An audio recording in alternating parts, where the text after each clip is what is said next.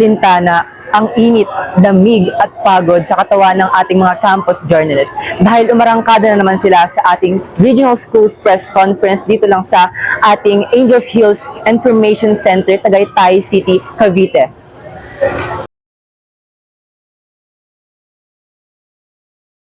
Sa nasabing pagtitipon, makikita na ang mga kabataang mamahayag ng online desktop publishing ay masigasig na nakinig at nagsulat ng kanilang mga balitang napakinggan.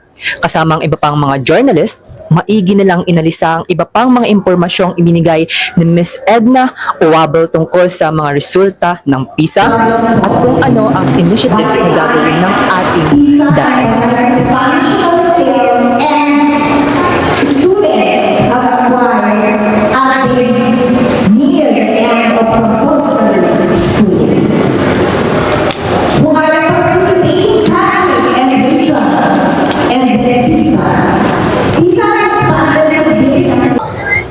At yan lamang para sa ngayon. Ako ang inyong ka-mobile patroller. Abangan ng iba pang mga impormasyon at detalye dito lang sa Ang Bagong Mimaropa Ngayon, ang journalismo sa makabagong panahon.